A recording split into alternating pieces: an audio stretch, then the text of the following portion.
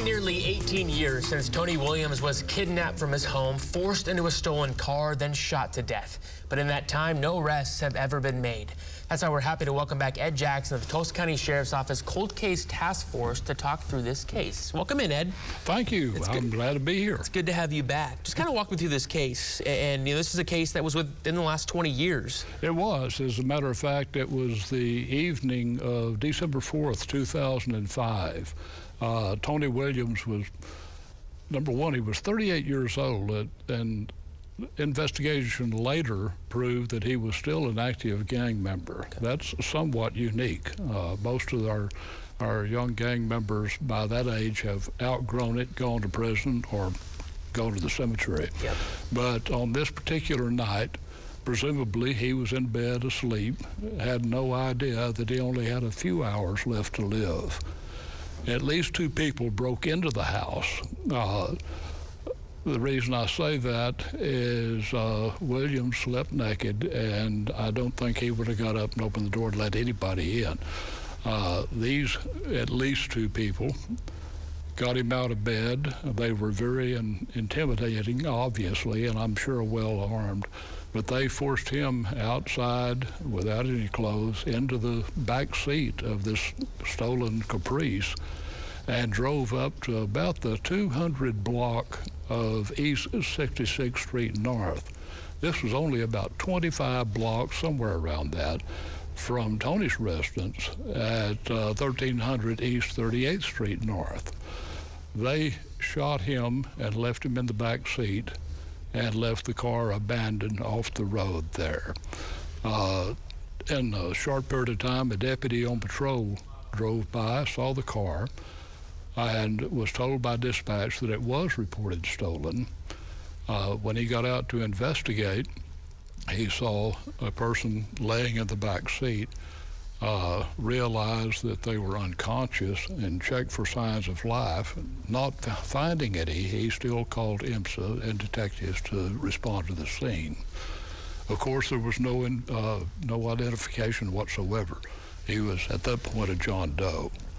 But when he was taken to the medical examiner, detectives took fingerprints and identified him that way.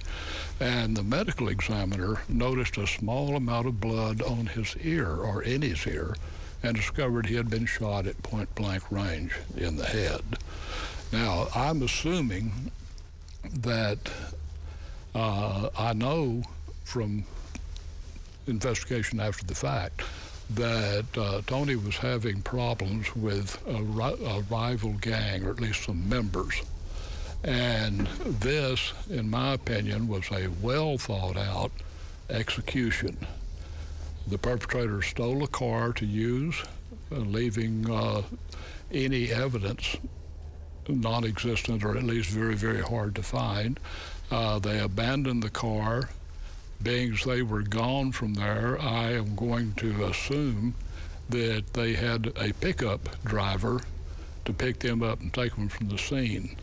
What I would like to do, and I know there are probably numerous people that know exactly what happened and exactly who did it, because in the gang world, if you do something like this, if you don't tell somebody, it's no fun, and you don't get any credit and move up in that kind of world. Mm-hmm. So I know that other people know. It's now been, golly, over 20 years, as we say, and most people, as I've already said, are out of gangs by the age these people would be now.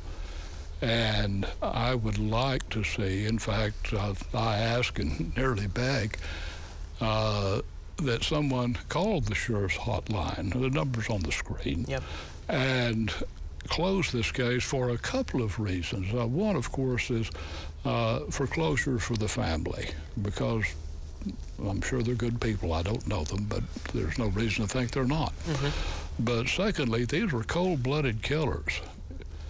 The way they organized and carried this out, to me, indicates they obviously know about what they're doing and very possibly have killed since and very possibly could kill again. Yep.